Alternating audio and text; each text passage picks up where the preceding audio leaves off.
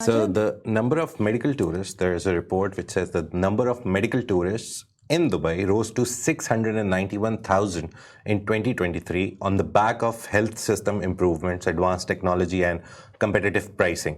That was very confusing for us because we think that Dubai's medical is quite expensive, but a lot of other people who are traveling from other countries, they think it's cheap, cheaper than what they have to pay.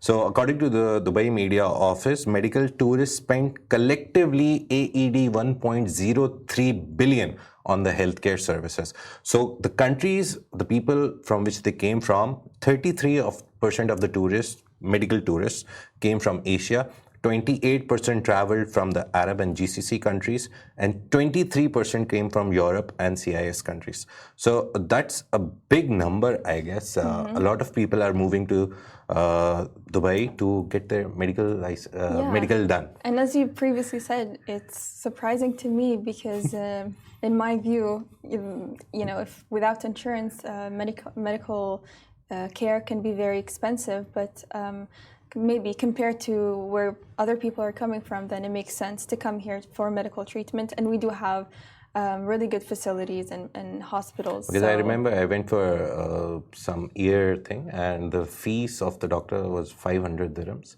and then cleaning was 250. So it was nearly a bill of 1,100 dirhams just to get my ears cleaned, which I could have done in Pakistan for like 100 dirhams. Oh. But again, these Asian tourists, I guess it's not only Pakistan, India, Nepal, it's from other countries in Asia, East Asia, Southeast Asia. So these countries, and 23% came from Europe. So Europeans are having a hard time, I guess, in medical. So they're moving to UAE as medical tourists, coming to Dubai and getting the best facilities possible. And it's important to note these are people coming outside for this purpose and not people living here. Yeah. So there's another thing that most of the people, like 28% of the people, came for dental services.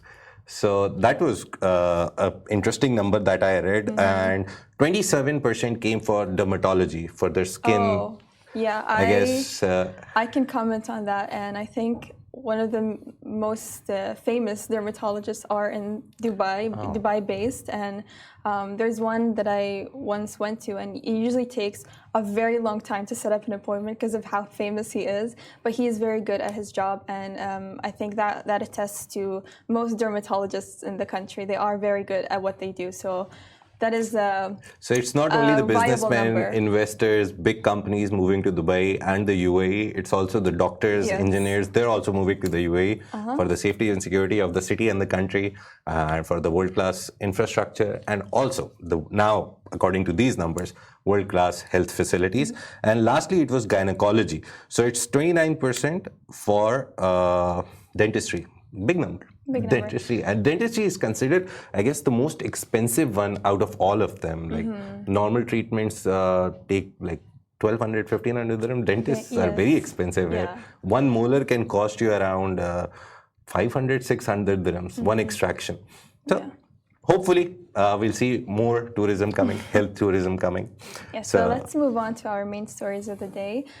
So Saudi unveils the Jadarat platform with more than 70,000 job openings. And we have talked about this previously, about Saudi Arabia's unemployment rate going up.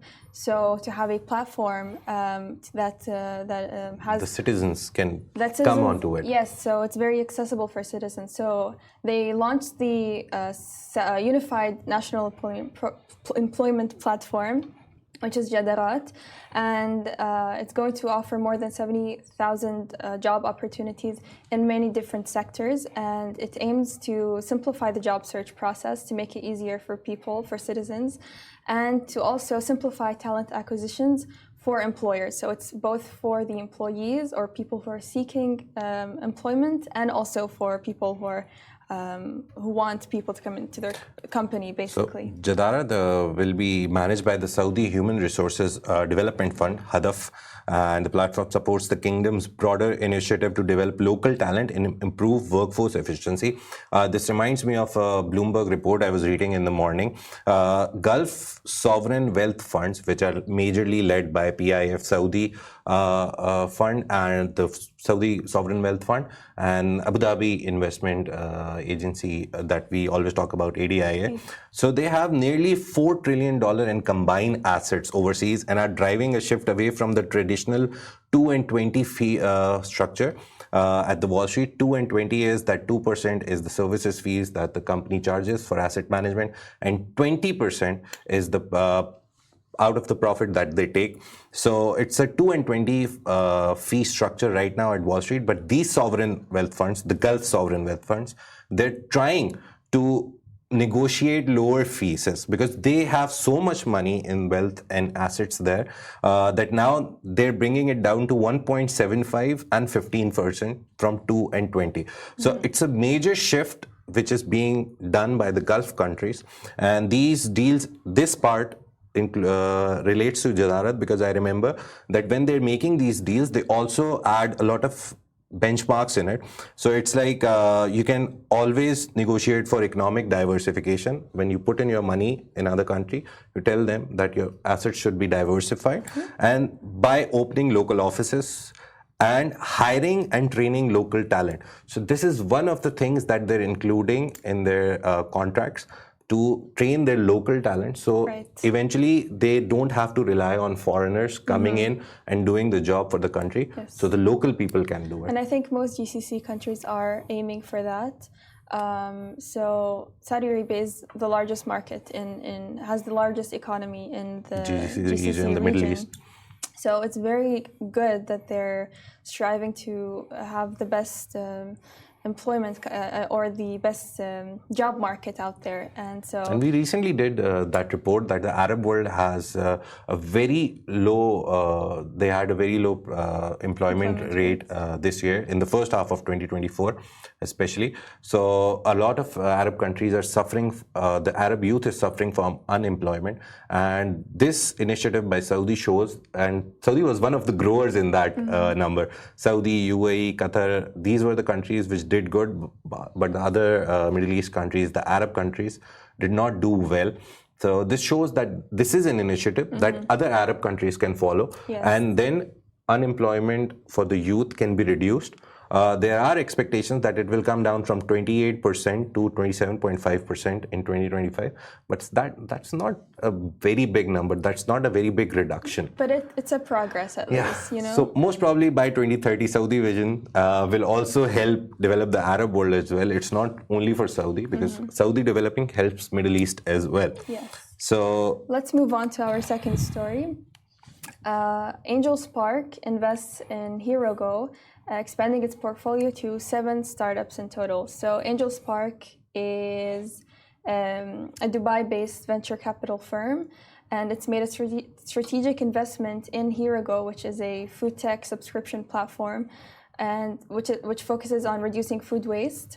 So AngelSpark had previously invested in in Tapper, in Plain Tiger, Reno, Dimension, GrowDash, Plain Tiger, and Nude. And so they're investing in very small-scale startups which are not very well known. No. But they think that there is potential for them to grow. Yeah, so their aim is to invest in companies or in startups that are sustainable. Oh. And also, they've only been operating since last year. 2023, yeah. So their mission, it's basically a culmination, it's combination of 7 people. They're all available on LinkedIn. We tag them all. So they are 7 people who want to invest in startups. The USP that I saw when I was looking at the company profile is that they give you initially $100 million, and you can always go on their website and you can pitch your project as well. So these companies being set up in Dubai and obviously UAE, and HeroGo is actually a Abu Dhabi based startup. It's not like a foreign startup as well. It's Abu Dhabi based platform. So what they do is basically, if I am a farmer and I have a surplus which I couldn't sell, they take that and send it to normal people like us, and we can buy that surplus at a cheaper price. So it helps me get organic product or fresh products or the newly cut out product, and it also helps the farmer Yes. He gets money. The food doesn't go to waste. So it's sort of a sustainability circle that they've created, and people are going crazy about it. Yes, and HeroGo's mission also aligns with AngelSpark's commitment to impactful and socially responsible investments, as we saw with their other investments. And AngelSpark's rapid portfolio expansion highlights its growing influence in the MENA region and the startup ecosystem, especially in supporting early-stage ventures that have a positive impact on the region and sustainability. For also. The last year was the year of sustainability. They extended it to this year. So sustainability is the name of the game right now in the UAE. So AngelSpark's coming up with this great idea of investing in sustainable startups, which can make a positive change, and then again investing in HeroGo, and then making their portfolio to 7 startups in just a year.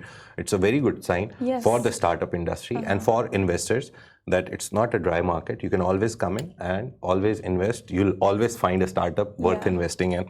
Yes. So HeroGo has plans to obviously scale its operation, and AngelSpark is again expected to continue its growth. So let's see, hopefully soon we'll see some more startups coming under them. Possibly will be also sustainable startups. Yeah, sustainable startups. Finally, we have Dubai-based Lara Active to debut its first ever Burkini line at New York City Fashion Show.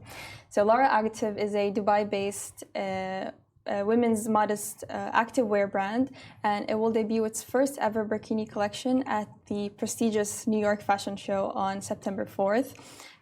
This will be the brand's first ever public appearance on the global stage, and it will be in collaboration with Runway 7 during Fashion Week. And this is very exciting news for all the hijabis and the people who prefer wearing modest clothes, to be seeing models walking the runway, the fashion show runway, in those clothes. So I guess very it's important a very, developments, honestly. very big, growing industry, modest activewear.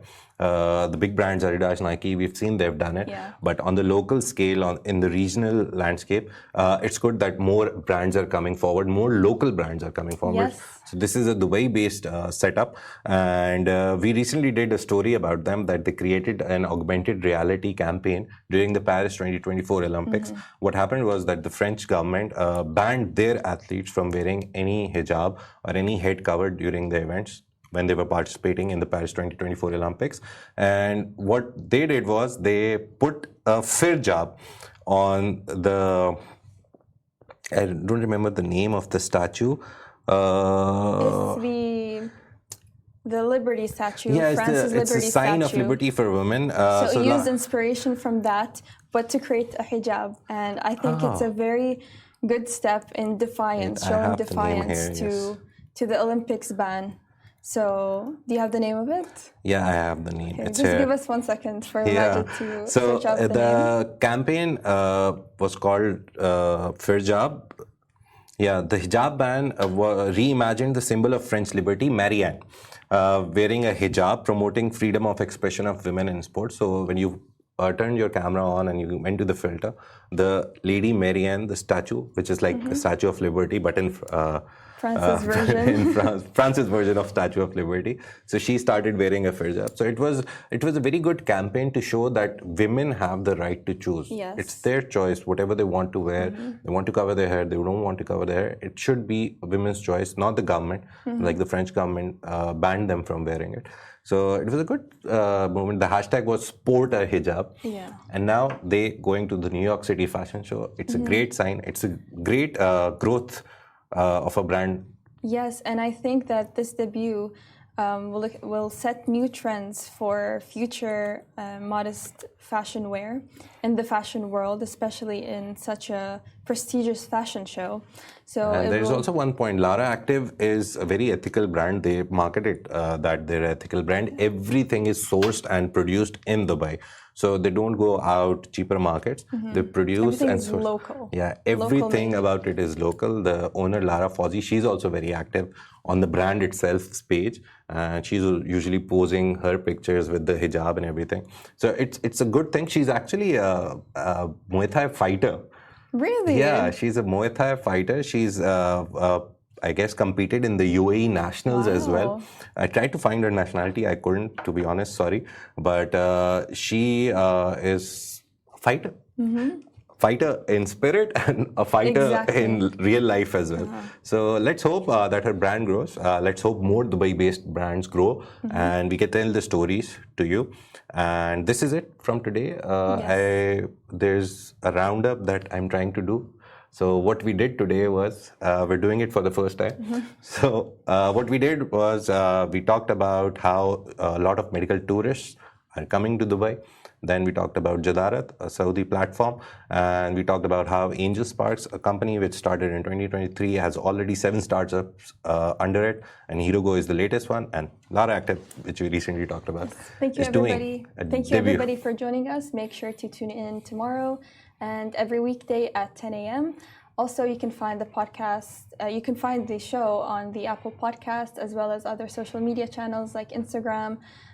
You can find us on Facebook, Twitter, everywhere. LinkedIn, Twitter, TikTok, sorry. So yeah, thank you so much for joining us, and we'll see you tomorrow. Take care. Have a great day.